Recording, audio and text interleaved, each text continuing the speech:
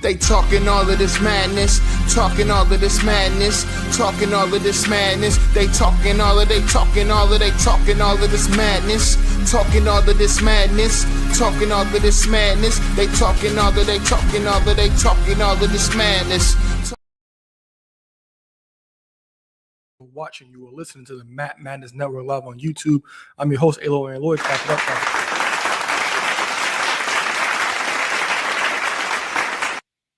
So, as always, guys, make sure to thumbs up, turn on post notifications. Any interactions in the chat will be read on the live stream, so you will be a part of the show.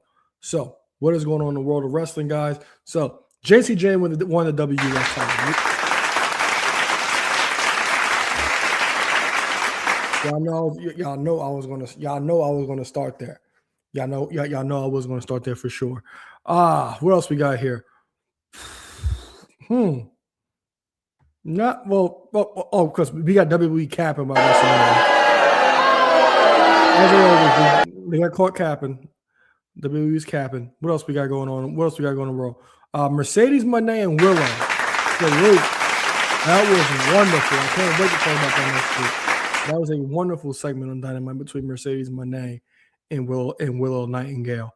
Also, I'm gonna give some shout out to the Rank QCC. Remember Jones Rank Sinclair, big fan of all. Yes. So, where should we start today, guys?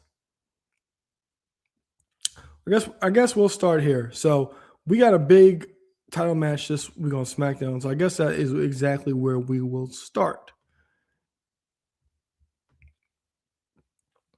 All right. I'm gonna take a swig for working, man.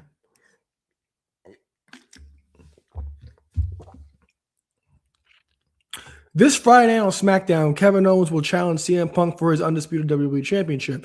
Now, this Friday on SmackDown, CM Punk will defend his WWE Championship against returning Kevin Owens.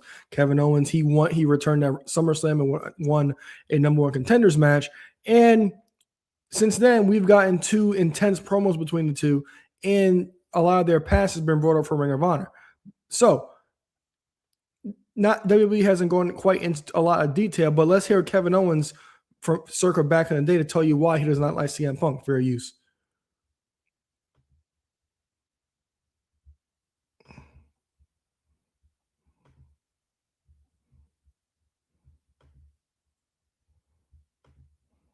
Back then, I wasn't as big as I am now. So, but I wasn't ripped or anything. But I had no problem wrestling in a singlet. I just didn't think. I think that the T-shirt looked better on me. That's all it is. I find the singlet just kind of looked generic and whatever. So I wrestled in the Ring of Honor a couple shows without my shirt and whatever, and then I could see that it wasn't really working. It's stupid. I don't think the fact that I was wrestling in a singlet was responsible for it not working, but I had a hard time feeling like myself out there. And now that even the way I'm talking about it now, I think it was stupid that I felt that way. It's dumb now that I know better. But I told him, hey, can I just wear my shirt? What does it matter? And he's like, yeah, fine, whatever, for the next show. And then before that show, I guess Punk heard of this, and he really had something against a guy wrestling in his T-shirt. And me and Punk weren't friends or anything, but we were, we knew each other. That's been a focal point about Kevin Owens' gripe on the promos that have been on SmackDown the last couple of weeks. It was fine. And I guess he took exception to me wrestling in the shirt, so he told me before the show not to wear the shirt. And I had already decided that I wasn't going to wear it, but, when he told me that, I'm like, I definitely shouldn't wear the shirt. And I didn't. And then when I got to the back after my match, I don't know what happened, man. I was blown up, so maybe it seemed like it came off really rude, but I wasn't trying to be rude. Punk was looking at me, and I looked at him, and I said, "Are you happy now?" But I was really just trying to kind of kid around with him, but he really took exception to that and reamed me out in front of the whole locker room about how disrespectful I was and this and that. And whatever. I mean, I yelled back a little, and then I realized, what the fuck am I doing? This isn't my place. I'm new here, and he's a top guy. I shouldn't be arguing with him. Plus, Colt was my friend, and him and Punk are friends, so I don't want any of this shit. So I said, okay, you're right. I'm sorry. I apologize. Whatever. And that's all it stayed. That's the way it stayed. But then that always, resonated in my head, like, don't wear the t-shirt, all this shit. That was always such a problem. And yet here I am. When I came back to Ring of Honor, I decided I was going to be completely different. And, I wrestled in the Ring of Honor in a singlet for years. But when I came back, I thought to myself, I'll be damned if I'm just one of the guys wrestling in a singlet or in trunks. I'm going to wear my shirt. I'm going to wear shorts. I'm going to look like I'm going in for a street fight every single time I wrestle, because this is what I'm here for. I'm here to fight the whole world, not here to wrestle them. So that's my thing, and that's my logic. And it was also part of, Jim Cornette wants like the Ring of Honor to be represented by athletes, and you associate that with guys that are in great shape and the nice gear and the professional looking. And I want to be the emphasis of that. I don't want to be that, because that's what Jim likes, and I don't want to be something Jim likes. So that's that was my logic between wrestling, and I took it to a step further. I used to wrestle just in a shirt and a singlet, and I put shorts on too now. So, and I still won the Ring of Honor title wearing that, when I had been told in the past not to wear a shirt. Well, I did it wearing a shirt and shorts. So I guess that says something about fighting the system a little bit, and it worked out for me. So like I said, I don't think my weight or my look has been an obstacle, really, because I overcame whatever obstacle it could have been. Obviously now, if I want to go forward and keep going up in wrestling, I have to make decisions, and I have to make sacrifices, and whether I will make them or not is still up in the air, to be honest. I don't know. We'll see where life takes me. Cole Cabana. All right, so we'll stop right there. So that is Kevin Owens on his situation with CM Punk. And immediately when they actually had their first interaction, when Owens was calling CM Punk Phil, you kind of got where it was going. And even to the point where CM Punk would sit there and said at the end of the promo, this was supposed to be professional, and they got into each other's faces. And now this last Friday on SmackDown, the confrontation got even more heated. Kevin Owens throwing some good jabs in there, saying Punk's breath stinks and things like that. That was fun. But this is something that has a lot of heat to it in a real life situation between the two. And these things usually lead to the best things in wrestling. And what adds to this is that it is this match on SmackDown tonight or tomorrow night or tonight, whenever you're watching this, is actually in Canada. It is in where Kevin Owens is from. So that adds even more to the fire, where Kevin Owens somewhat has some type of a home court advantage, because that Canadian crowd's going to be really hot despite CM Punk being a babyface. But the one thing that everybody's pretty much been talking about when it comes to CM Punk about recently is like, they're not buying this phoniness. Kevin Owens too. And one thing we have not gotten from CM Punk since he's returned is him become a heel. And I think this would be the perfect time for the WWE to possibly pull out a heel turn for CM Punk. I think this is the perfect opportunity, because there's not a time that Kevin Owens would be any hotter than right now. And everything Kevin Owens could easily be validated, especially what I think is going to happen. I think that CM Punk is going to cheat to win this match. Well, cheat to win or get disqualified, and that will pretty much solidify everything Kevin Owens has been saying about CM Punk. And that will be the perfect way to build this even further. You can even continue this until Money in the Bank, because I think this has way more legs to it than just a random episode of SmackDown in Canada. So I personally think that CM Punk will either cheat to win or get himself disqualified in this match. And I think we're going to get a CM Punk heel turn, because the whole thing of people not buying this version of CM Punk, it's like you're not like you're the same person, I think is a good way to turn CM Punk heel. And he could easily flip it around and say, you know what? I am that same person. I don't care about any of you guys and things like that. But I'm looking forward to this match. This match is going to be physical. This is definitely something that could be possibly one of the better TV matches of the year, and maybe potentially even a match of the year contender. So let me know what you guys think in the comments about Kevin Owens versus CM Punk on SmackDown, and let me know what you guys think about a potential heel turn for CM Punk as well. All right. That's one clip down.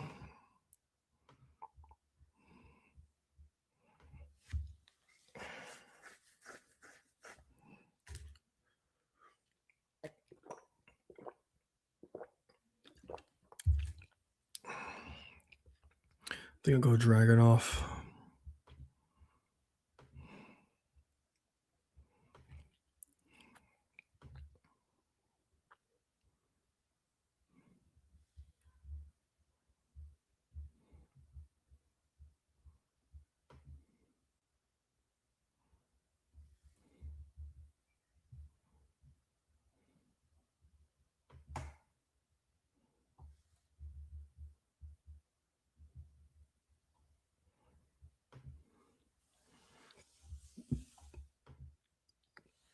All right, 3.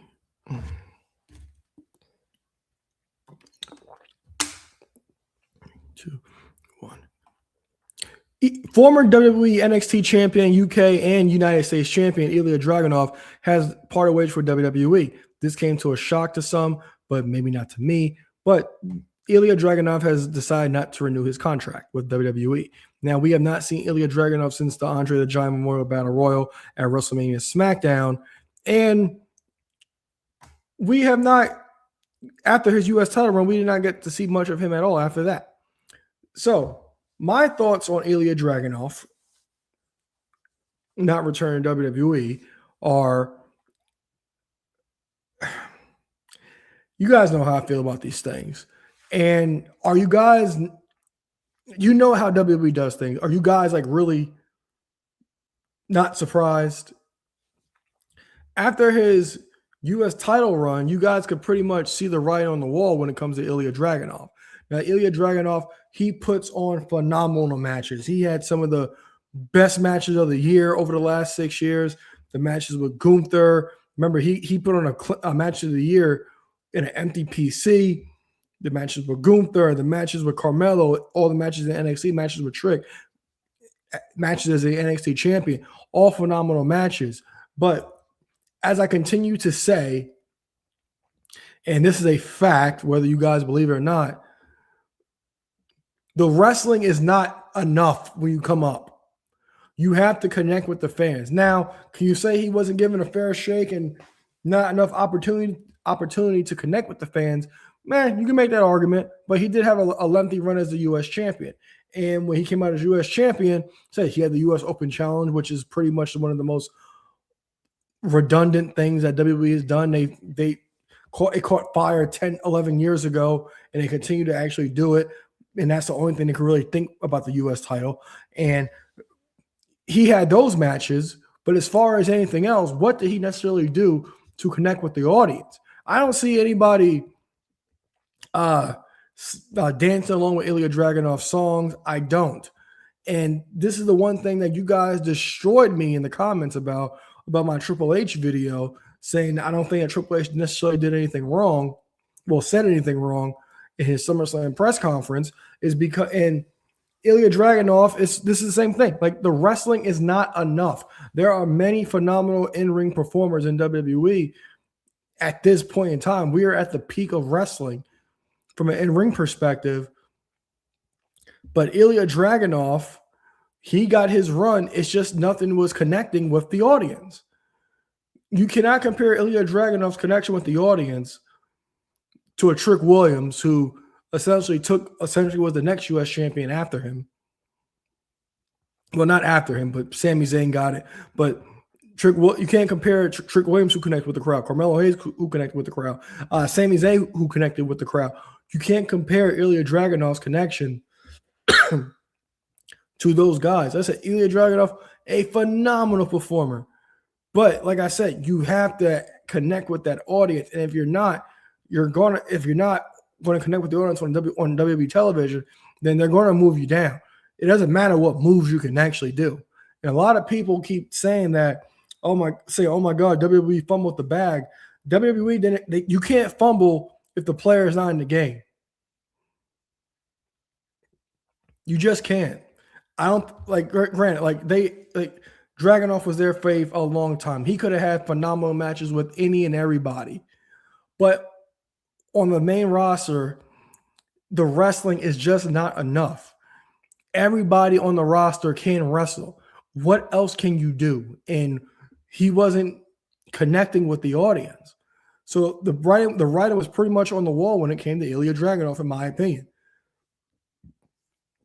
Like, now the reports saying that they want to bring him back post SummerSlam. Y'all could have reported that before, but now that he's going, I want to bring that up. Whatever, fine. But when it comes to Ilya Dragunov, you had to see the writing on the wall. You just had to. Again, like I said, phenomenal performer.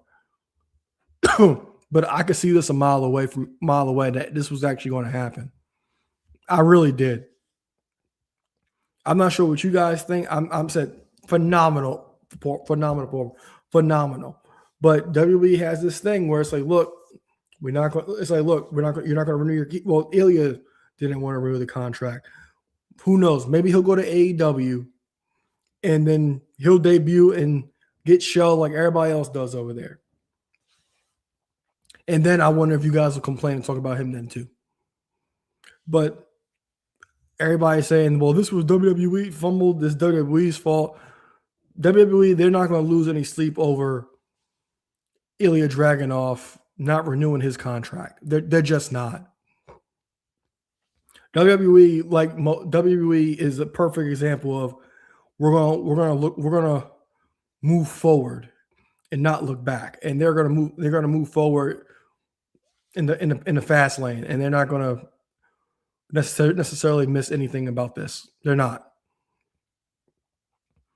Again, phenomenal performer, phenomenal.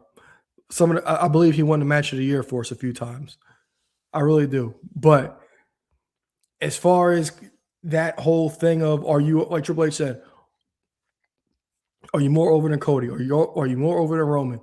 The in-ring stuff isn't the only thing that's going to get you more over than these guys. It's just not. You have to have more. And like I said, WWE's fault or not, WWE's fault or not, maybe they didn't give him enough. Maybe they did, maybe they didn't. But if you guys look back, not just the matches, the response, the writing was on the wall.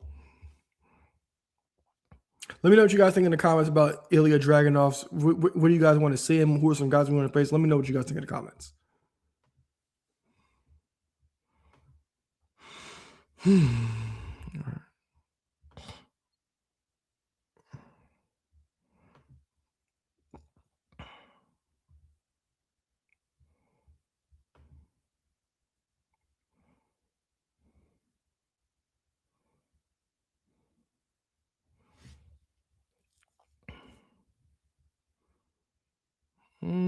Well, Tiffany.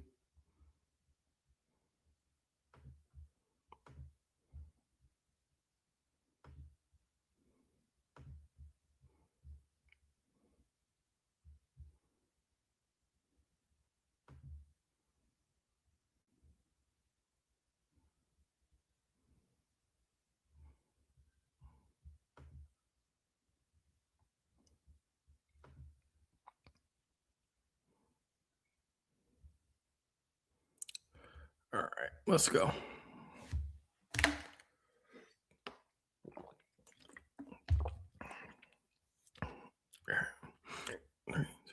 WWE superstar Tiffany Stratton recently was on a live stream with kick streamer Neon, and she's getting a little flack for WWE superstar Tiffany Stratton recently appeared on a kick stream with streamer Neon, and she's recently getting some flack about some comments she's made. Let's hear what she had to say. Fair use. I'm a bitch. You are not a bitch. They think I'm a bitch. No. The world thinks I don't care about wrestling. I mean, like the wrestling world does. They think I don't care about wrestling. The fuck? Yeah. Why? I don't know. They think because I didn't grow up watching wrestling, they think I don't care about wrestling. But you're very good at it. Yeah. I mean, I feel like I wouldn't be in the position I am if I didn't care about wrestling. Obviously, because you have to care about what you do to do it every fucking day. Yeah. So they think I don't care about wrestling, which I do, and they think I'm a bitch. Bitch. I don't think I'm a bitch. You are not a B. You don't think I'm a B? No, you're You think I'm a B, Angel? No, like I can see it in your face. Like, you're so full of life and happy and motivated and passionate and it's just great. Yeah, I genuinely just operate in sunshines and rainbows. You know? It's like, what do you do when... All right, so that was what Tiffany Stratton had to say about what the fans think of her. And a lot of people, they're saying, why is Tiffany streaming with Neon? Tiffany Stratton, a few months ago, she even created her own Twitch stream, which she has not done in a while. But now she's also on her Kick channel. And throughout this live stream with Neon, she says that she wants to get back into streaming and be a bigger content creator than what she currently is. And wrestling fans are coming after Tiffany because they think that she says they don't think she cares about wrestling. Now there was something going viral a while back where the fans were, I think Tiffany was doing a card rip or something like that, and she didn't know who Sergeant Slaughter was. But let's be clear. Tiffany Stratton was born in 1999. She is 27 years old, and she said she didn't grow up watching wrestling. And if you think somebody that was born in 1999 knows who the hell Sergeant Slaughter is, this is what you got to really, like, bro, take this. Shut up, bitch! When I started watching wrestling, I knew who Sergeant Slaughter was as the commissioner. I didn't know Sergeant Slaughter, the wrestler. And as wrestling fans, you can't sit there and say that as wrestling fans, you can't sit there and say, oh my God, how you don't know who Sergeant Slaughter is? Man, you can't even name your favorite Sergeant Slaughter match. You just know who he is. They're way before our time. And that is 100% fine. No issue there. That is fine. But there is no reason to be coming after Tiffany Stratton and questioning her fandom when she's saying that, when she's clearly saying, well, there's no need to question her saying she doesn't care about wrestling just because she doesn't know who guys that were wrestling decades before her are. That is not wrong for her to say at all. It is not. It is not whatsoever. That is completely silly and asinine, in my opinion, for anybody to actually be doing that. And also, they're coming after her as well because she discusses her aspirations of getting out of wrestling by 35, wanting to have an acting career. And I don't understand what the issue with that is, because isn't that the goal of when you do these things? Like the goal should be to want to get recognized and get more eyes brought on you to do other things and transition into other fields. The Rock did it. Liv Morgan is in Battle Lieutenant Tokyo, and she also got cast for another movie that we don't know about, but she posted a script in Wardrobe a few weeks ago. Chelsea Green's in a horror movie. What is the issue here? So you telling me that if somebody offered you a job or offered you a Hollywood position, you're going to sit there and say that, oh, well, I'm not going to do it because I care about wrestling too much? Who's done that? Triple H was even in movies, and Triple H was in Blade Trinity, but that's why he's never gotten another movie role, because he was in Blade Trinity. Like y'all gotta y'all gotta stop this. And the thing is, y'all don't pick up on everything. Y'all are so one-sided and don't look at any context whatsoever. Because also in this stream, maybe about 2 minutes before, Tiffany talks about all of her aspirations that she actually has in wrestling, and she has a lot of them.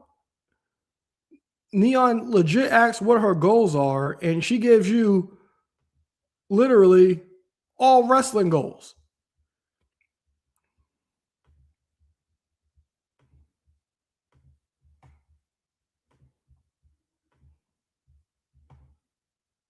At this point, I I would like to keep advancing in wrestling, Okay. obviously. Mm-hmm. I want to be the women's world champion one day. Wrestling, I want to become like a household name in wrestling. Okay. wrestling. And I want to be the biggest girl streamer in the world.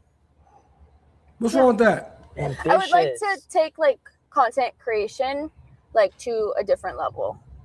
You know? I feel like no one in WWE has done that. I don't think anyone Besides like Logan Paul. I think Dominic. Yeah. He's been in like YouTube videos and stuff. Yeah, he's been like he's kind of been in a lot of stuff, I feel like, but like not his own YouTube. Yeah, but like when it comes to your own shit, you're dude. Yeah. Wow. Yeah, and they're saying you have aura. All right. So, like I said, what is wrong with Tiffany wanting to branch out and do other things, and you guys say that she doesn't care about wrestling, which is insane to me. She named a bunch of wrestling goals. A lot of the goals are the ones that she has left. And the one thing that I did talk about, because I covered when she was on a live stream with Blake Monroe, and Blake Monroe joined her on her Twitch stream, that I thought that was a great idea to get WWE to actually start building feuds from live streams, because that is an element that WWE has not tapped into yet. And I thought that that would be a great thing for them to actually do, because you can easily, that's the one thing WWE has not adapted to, is the live streams. And WWE could easily adapt that and build and tell stories with that as well, because that is also something that is a modern thing that they have not gotten themselves into yet.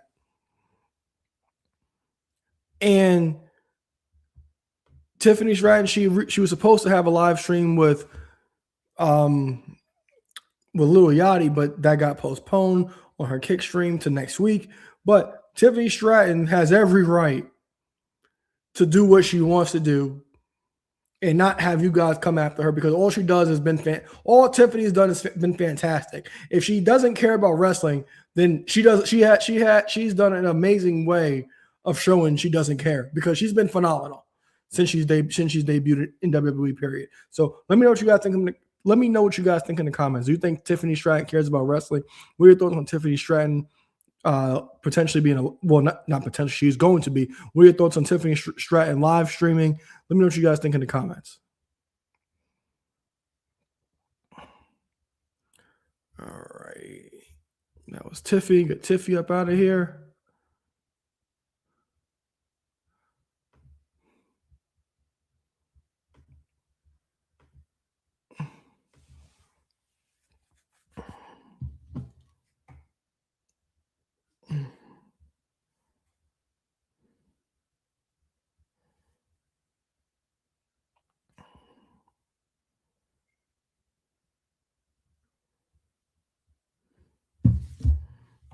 All right.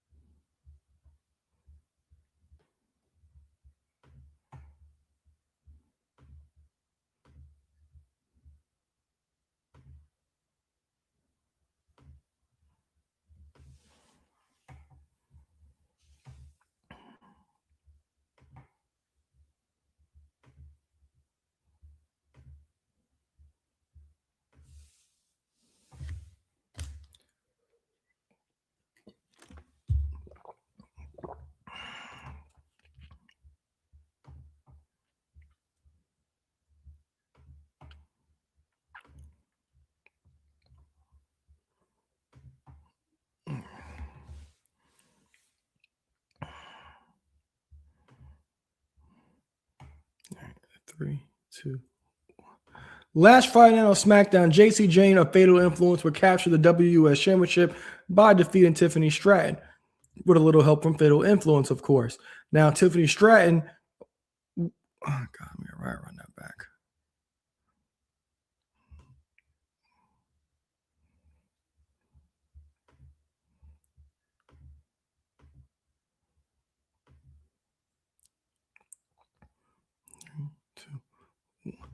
Last Friday night on SmackDown, Jacy, Jayne, a fatal influence, would capture the WS Championship by defeating Tiffany Stratton. Now, Jacy, Jayne, as you guys know, is one of my favorites, actually my favorite wrestler right now currently. And recently, she actually sat down with Sam Roberts to discuss her championship win. Let's check it out. Fair use.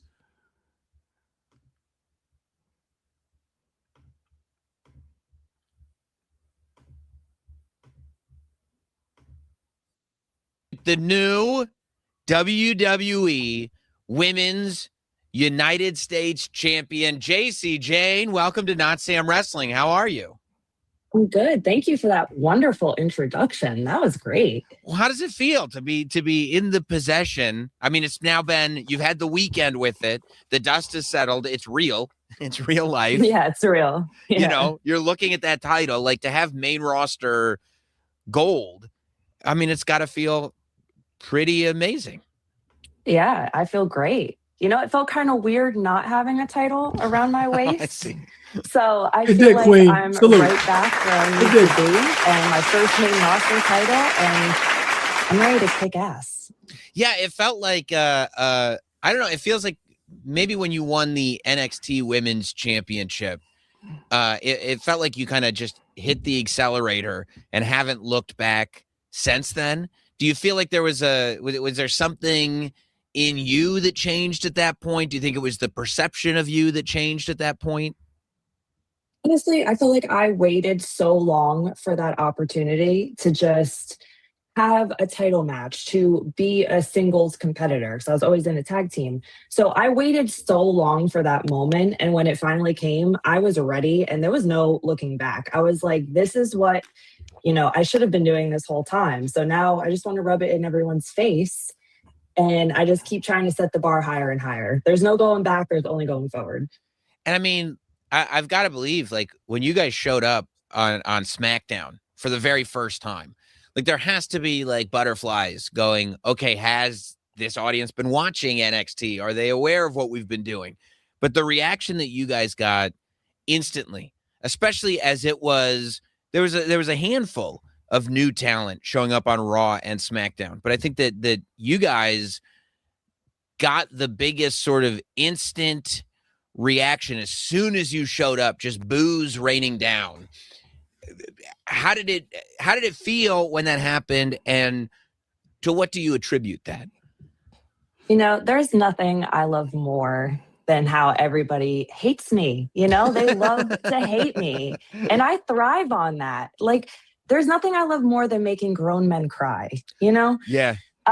So also though, I felt like I was on NXT for like 5 years. You know, I was, again, just waiting for my moment, waiting for the opportunity. So when I got there, I felt oddly comfortable. Like, yes, I was nervous, but I knew I belonged from the second I got up there. There was no doubt in my mind. Of course, you have the butterflies like right before you go out, but there was never any doubt. I was ready. I know Lainey and Fallon were also ready. We came up with a plan and we saw that through. Yeah. Do you think that that's part of the benefit in staying for NXT longer? Because I think there are a bunch of people that, you know, I mean, as soon as superstars start getting success in NXT, people start going, time for them to get called up, time for them to get called up. And sometimes they do, but other times it's another year or two before they're called up. I think that was the story with you. I think that was the story with Braun Breaker, with Obafemi, with Trick Williams. But I guess I never really thought of it in the way you just contextualized it, that when you do spend that long in NXT perfecting your craft, when you get to the main roster, there's no question in your mind about whether or not you should be there. Yeah, I think a lot of talent get frustrated being down in NXT for a long time. Like, you always think you're ready for the next step, but in most cases, you're really not. You think you are, but then you get thrown into the deep end and it's sink or swim. So if you're not ready, like, you're going to shoot yourself in the foot, essentially. And I got told that so many times, and there were times that I was getting frustrated, but ultimately, I think everything happens for a reason. I think everything played out exactly the way it was supposed to. If I had come up 2 years ago or whatever the case was, like, there's no way I would be in this kind of position. I wouldn't have been ready. You know, I probably would have sunk. So Thank you, Shawn Michaels, for keeping me around and helping me get better, even when I was annoying about it. It's amazing. So, as you guys know, like I said, I keep saying Jacy Jayne, my favorite wrestler currently, and has been for a long time. And this, I'll keep reiterating that the second I saw her and they formed Toxic Attraction, immediately I was like, who's that? I know who Mandy is. I'm familiar with Gigi, formerly known as Priscilla Kelly. But who's she? She's the best one out of all three of them. Not known, but she's the best one out of all three of them. I immediately said that on this show. Now, we were not on YouTube at the time. You have to go back to our audio feed to find that. But I did say that, and I've been consistent with saying that for years, for about 4 or 5 years now. However long Jacy's been in NXT/WWE, I've been saying that. And when her and Toxic Attraction, Jacy and Gigi even won a tag team of the year for us, I believe, in 2021. They were fantastic. Toxic Attraction, the biggest attraction, no pun intended, in NXT. And we got to a point where it's like, all right, well, Mandy's with them. When are they going to come up? Because there's but so much left they can do as a unit in NXT. And then Mandy's situation happened. And it's like, all right, well, where does that leave Gigi and Jacy? They decided to just blow it up. No more Toxic Attraction, which I was fine with, which makes sense because when one of your focal points is gone, it's like, all right, just throw the whole thing away. And Mandy was the leader of the group. And then Jacy's kind of like floating around, still doing her thing. You know, I said that she can do anything. I've always said she could talk, she could perform in the ring. She's one of the better women that they had from an in-ring perspective. I think she's fantastic. But she was pretty much floating around, kind of trying to find where she kind of fit. I thought she did good with the Chase Youth thing with Thea Hale and Andre Chase, but there was so much more that I thought she could be doing.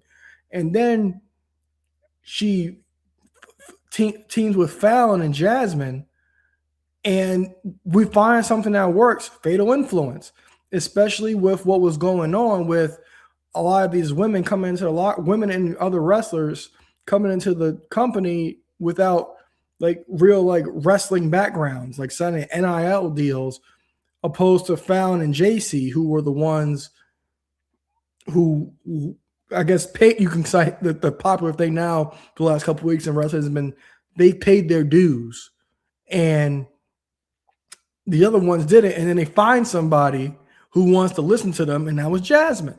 And now, with Jasmine's contract expired, they made an impression on Laney. And I thought it was the perfect thing. So you can kind of say Jacy Jayne, she was evolving in that time in NXT to what she is now. And as she will start to say in this interview, that there are things that needed to happen, that she had to learn in NXT. So when it came to the main roster, that it wouldn't affect her. So let's continue with this whole interview. Too, though, that you already, because you've been on the main roster for a relatively short period of time, and you can already see like, oh, that might have gotten me. Oh, that might have gotten me had I gone up earlier. Like, are there instances now where you're like, the reason I can deal with this that's in front of me is because of the amount of time that I spent at NXT? Oh, definitely. I think there's always mistakes to be had, but the key is like when you make one mistake, you make sure you don't do it again. So I had a lot of mistakes in NXT because I was there for so long. So I feel like I know how to react in certain situations that if you just got called up right away, you probably wouldn't be able to react appropriately, or you would, be very frazzled. Even on our debut, like obviously going out there, I did not anticipate to get that kind of hate to the point where I could not even get a word in. So if I hadn't had so much promo time on NXT, I probably would have been freaking out. But I knew how to handle the situation because I've been booed out of the building so many times at NXT too. Yeah. So this is nothing new for me. Yeah. So as she just said right there, the whole booing situation. Now, as you guys know, that when Jacy and Fatal Influence came up, I wanted them to be handled with rubber gloves because I like, all right, you guys really got something here. And my thing was, how would the crowd react to them right away? Because we all know that when you come up, you're going to get an initial somewhat of a push. And then depending on how the crowd reacts to you, that's your make or break. Now, when they come up and they got all those boos, it was music to my ears. I was smiling. Oh my God. I was smiling so much. Ear to ear. I was like, thank God they got the reaction. And now they've been a focal point of the show since their call up. And Jacy is right. If she did not spend a bunch of time at NXT, all those boos would have had her frazzled and she wouldn't know how to react. And when it came up in the initial promo, I said that Lainey, she might have got a little frazzled because I don't think she knew how much heat she would actually got from that. But she kept it together. But it was just that loud that you just couldn't hear them talk. And they made an immediate impact and have made an impact since. Let's continue. Yeah, because you're right. Because I would imagine that, like, if you've never gotten booed out of a building before, it's like, when do you speak? Do you let do you try to speak over the boos? Do you let the boos speak for themselves? Do you get in here? Yeah. Can you get your message across? And also, it's a little shocking the first time it happens. You know? Yeah. You're like, well, damn, let me get a word in, you know? You don't even know what I'm going to say. Yeah.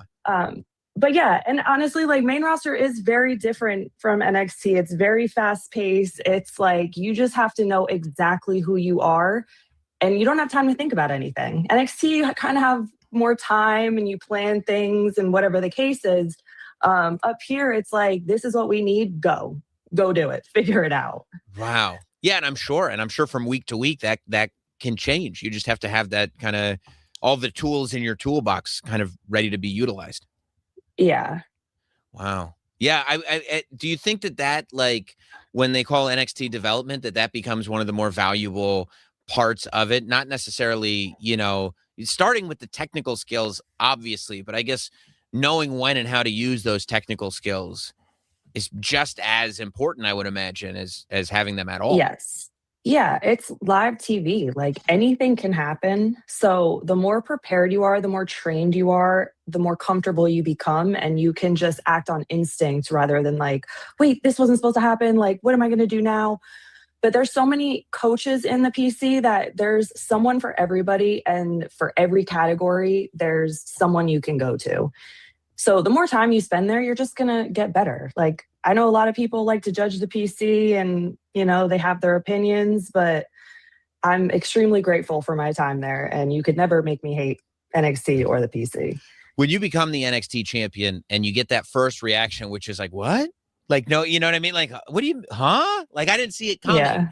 Do you take it upon yourself to go like, okay, I need to kind of twist the narrative on this, because you did that effectively, right? Like, pretty quick into that run, it was like you went from being the person that it's like, no, I thought this was just a TV match, to being like, no, Jacy's on top of the division.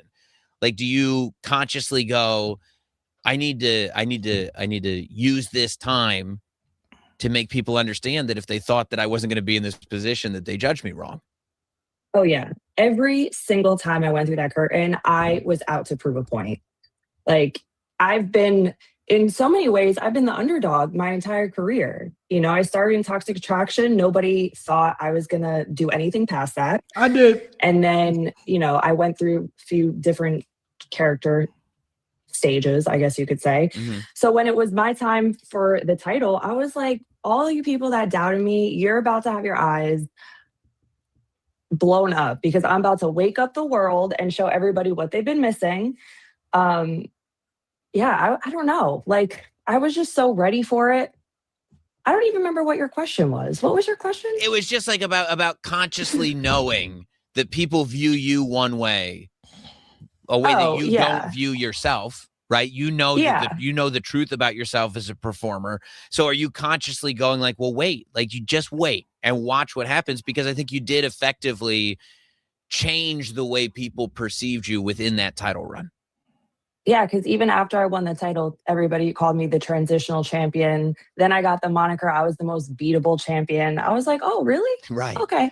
Right. Let's play this game. Let's see how beatable and how transitional I am. Yeah. And honestly, I think I even shocked people in the back because I think there was some truth to that. Like, okay, let's see what happens. Give her the title. Let's see what happens. And I think I shocked everyone, not just, the fans, but also peers. And I believe that. She did. And I like the fact that they actually played it that way, because that whole idea of being a beatable champion, because when you're a Jacy, she was beatable. We'll put it that way. A lot of times the heel is going to be beatable. And at that time, like Fatal Influence, they were a trio, but they lost a lot of matches. And Jacy was not really seen as a real threat, opposed to like the past women's champions of like Stephanie Vaquer, Rhea Ripley, Bianca Belair. Jayne was not seen as any form of a threat as those women were, but she got the last laugh and had a phenomenal title reign, and she won Breakout Star of the Year for me. She was second in Women's Wrestler of the Year for me last year. I'm all about fairness. Mercedes Moné will win it, but Jacy, no doubt, she left with something. And like I said, I was so happy about Jacy having that run and getting her just due in NXT. Because there is this thing about like, I think as a fan, like when I watch, it's one thing to go like, okay, the performance of this, and you're only in control of what you're in control of, but you can tell in an entrance if somebody is ready to be a champion or not. Like you can tell, just because a superstar has a belt doesn't mean that they give you as a fan the perception that they're a champion. Like you have to kind of own that and almost as a character become bigger than the title. And I feel like that's what you did. You made it so that it went from, oh, I didn't see Jacy winning to, yeah, I associate Jacy with championships. Yeah, and I think the last year I definitely have. Yes. Because I feel like it feels right again having gold. Mm-hmm. I'm ready to elevate this title, and hopefully get a lot of girls TV time and make some magic, And it's amazing too, because it's right, like you winning the United States Championship is right in this sort of tornado of storytelling that is not necessarily something that anybody saw coming. Like it's within that sort of mix of Chelsea Green over here and Tiffany's over here, and there's Lash and there's Nia, and then all of a sudden here come you guys. And it's funny to me that while all the attention at first is on Chelsea Green and then Tiffany and then Lash and then Nia, like when you zoom out and you go, wait, with all this going on, somehow Fatal Attraction is the one where everybody in that trio has gold now. Like you guys are the ones that all have championships. Yeah. People are calling us the female Shield, which that's massive. I'll take that. Yeah. I'll take that, damn. But yeah, we came in with a plan. We were like, we're coming, we're going to make an impact. We're taking over. It's the next generation, sorry to the other girls in the locker room, but if you can't outdo us, then you're not going to have any gold. We're going to be on top, and we plan to be on top for a very long time. So get used to it. What is it about the chemistry between the three of you? Because like you bring up the Shield, right? And I think that it's fitting in a way because that attitude that you just described is the same attitude that the Shield had when they walked in. But what made that faction stick, I think, is the chemistry amongst the three of them. And I think, and it's interesting because as many different sort of incarnations of similar factions as you've been a part of, this kind of final form of what we see on SmackDown feels like this is the one. Yeah. What is definitely. What is it about the chemistry of you three that you think works so well? We're all well, for first, me and Fallon have known each other for like 10 years. Mm-hmm. So I think that chemistry has just been built up over time. And Lainey came in and she's a beast. Mm-hmm. You know, she had a point to prove, Bro. and she's definitely stepped up to the plate. I've said this before. I don't know what super soldier serum they got going on down there in NXT. But bruh, Lainey. Beast is an understatement. That good, that quick is phenomenal for Lainey Reed. And I think the thing that keeps us so strong is like we're all supportive of each other, but at the same time, like we're all very competitive. You know, like we want to outdo everybody else, but I think in a weird way we're also trying to like one up the other. So it just makes all of us stay on top of our game at all times, and it's working. Clearly, it's working. Yeah. When you talk about elevating the United States Championship, which you just said was your plan, are there opponents that you have in mind? Are there matches that you want to have? Are there like, is it just a matter of you and the way you're perceived as the United States champion? I think all of the above. Mm-hmm. You know, there's nothing more that I love than having like a 5-star classic match. You know, I would love to there's so many girls on the roster that I haven't been able to work yet that I think I would have great chemistry with. I thought me and Tiffany had great chemistry. Mm-hmm. Tiffany is tough as hell. So props to Tiffany. And yeah, I want to have good matches. I want to remind everybody how strong women's wrestling is and that we're taking over whether you guys want us to or not. I think we're constantly stepping up the bar, and I just want to be a part of that and bring new eyes to the division and just, you know, remind everyone who I am and about women's wrestling. That's really the goal. Just keep it going. Do you like that when you're in the ring with somebody and you realize like, oh, this person is a lot tougher than I realized? Like you just said, Tiffany Stratton is as tough as she is. Like, do you like when people start swinging for the fences and stuff and it gets physical? I do. Yeah. I don't know if you could tell by my matches. But honestly, I feel like when someone is tough and you know you can really go at each other, it makes for such a better match. Mm-hmm. You're blurring the lines. So people are like, oh, damn, like they're really, you know, beating the crap out of each other. And, you know, some people might get upset about that. You know, it is what it is. Mm-hmm. But this is not ballet, people. This is a physical sport. And if you want to be in the ring with the best, then you got to bring it. I think that's such a good point about the kind of people feeling like, oh, this is real. Like those two are really, there's a real aggression going on. There's real tension going on in there. And I also think that like hard hitting style is also one of those things that makes it so that it's possible to be in this era where you can watch a show and go, that was my favorite match on the card. Not that was my favorite women's match on the card, but women happen to be the ones having the match that is your favorite match on the card. I think it does a lot of times come down to that kind of aggression. Yeah. I mean, when I was growing up watching wrestling, like the women did not wrestle the way we do now, right? There was a lot of limitations and whatever you want to call it.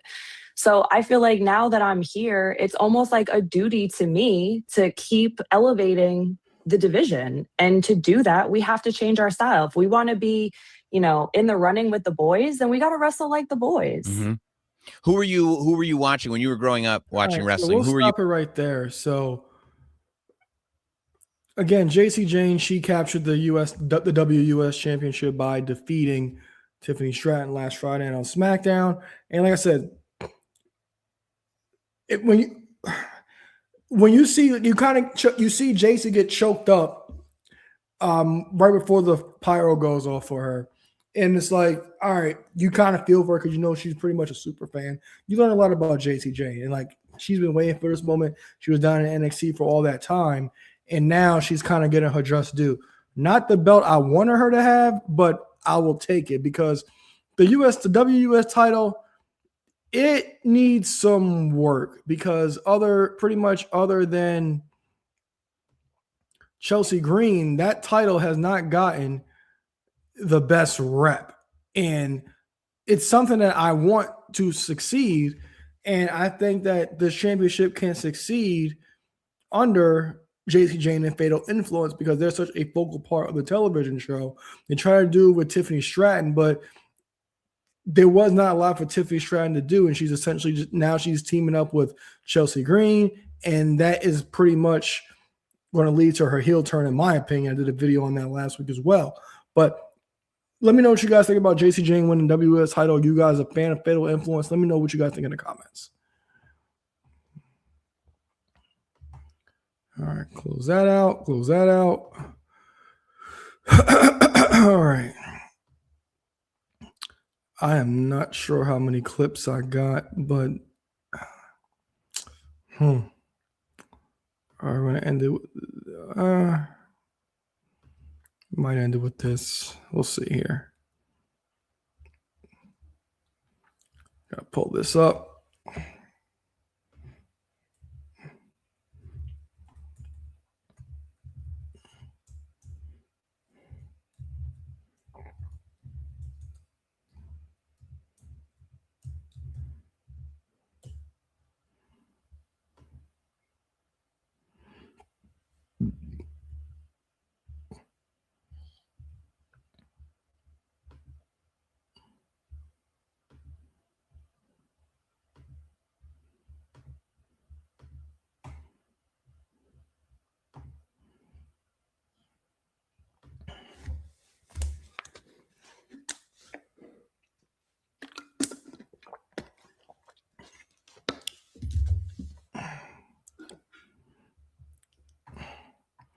Three, two, one. Solo Dolo Sikoa turns down the bloodline. Yes, that's right. Solo Dolo Sikoa took out Roman Reigns and did not choose to fall in line with the bloodline. And that adds something completely different to this entire storyline and some excitement, because we already know that this entire whole bloodline storyline has pretty much been pretty stagnant, and it's like been redundant, and as Conrad would say, NWO black and silver. But this leads to something that is actually more interesting, because we saw Jacob Fatu fall in line over the spring and join the bloodline. And Solo Sikoa, during his most popular run that he's ever had in his career, decides not to fall in line. And that adds an entire different layer to this story. And Solo's the most over he's been his entire career. So it was perfect timing for them not to actually do this to Solo. Now, the question, from my opinion, is, okay, what now? What is the end game? What is this? Because unfortunately, this is not going to lead to Solo or LA Knight winning the heavyweight championship of the world. It's just not. Sorry to say that, but it's not. What is this leading to? And I think it's fair to speculate, especially with the Roman Reigns schedule, that it's potentially going to lead to this.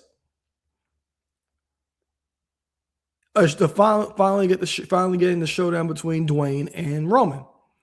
And the reason I think that is like I said, I do not think this is ultimately going to end with Solo or LA Knight getting a title run, defeating Roman Reigns. Anybody who defeats Roman Reigns is going to be made a big deal. But this is just something that kind of has my antennas up. You can't easily get to WrestleMania with this. As much as we all have bloodline fatigue, this was not the summer that I anticipated for Roman Reigns. When Roman Reigns said he was going to be here all summer, I thought we were going to get new matchups. I thought we were going to get fresh feuds. I thought that we were going to have a new champion. I thought Obafemi was going to wrestle both nights at SummerSlam and defeat Roman Reigns and Brock Lesnar in a weekend and be made a huge star. But that is not the case. And the question is like, okay, well, when will Obafemi choose his championship match? But is that going to interfere in this whole bloodline thing? That's the thing. This whole bloodline thing. What is the end game with this? And I honestly don't think a lot of people know or have an idea. this might be the most logical thing because we always heard WrestleMania and Saudi, they want The Rock. And with The Rock's box office fumble over the summer, I would not be surprised that we do get this. But what is going to be the end game when it comes to Solo and this whole bloodline thing? I think they made the right move by not having Solo just fall in line. I really do, because that is going to lead to weeks of entertaining television, because nobody saw this coming from Solo. Solo went out there and became the most fun, one of the best things in wrestling. And WWE did a great job telling the story of like, all right, what is Solo actually going to do here? And him getting dragged out there, dragged to Roman Reigns, Roman trying to get him to fall in line. Roman wanted him to spike LA Knight, but he doesn't. And chooses not to go back to the bloodline after saying he's not going back. He truly means it. And this can lead to so much. But like I said, what is the end game? It's not going to be them win the world title. Now, something I can see is, which is also interesting, was when Jacob fought, Roman told Jacob to stay there and not touch anybody. And that's what Jacob did. Now, will Jacob join LA Knight and Solo Sikoa in the long run? Probably. But the thing is, Jacob fought to beat Roman Reigns for the heavyweight championship world. I don't think that's the end game either. So this, which we're looking at on the screen, is what I think is going to be the end game. Rock and Roman and Solo and Jacob being along on the Rock side. Let me know what you guys think in the comments about Solo Sikoa's babyface run. Let me know what you guys think. What do you think the end game for this is as well? Let me know what you guys think in the comments.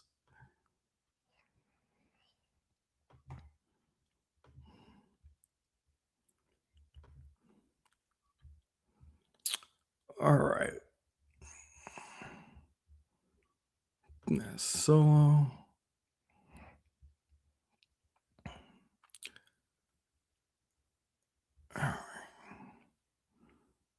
All right, guys, we might be good for a night. So thank you for everybody for tuning in. Make sure to subscribe to the channel, thumbs up, turn post notifications, comment. I respond to all comments. I acknowledge all comments. Thank you again for everybody watching. So I'm Aaron Lloyd, and I will see you guys next week. Got him now, put him down right now, hit him with the palm handle. Tuning up the band, y'all don't understand. Fist of Superman, it's a Summer Slam. Here we go again. Fans marking man, I hate my balls. Shut the Vince McMahon, and they shake the land off the cell. Fans love it, ain't hard to tell. Talking madness, awesome. Well, what I'm cooking, man, y'all off the smell.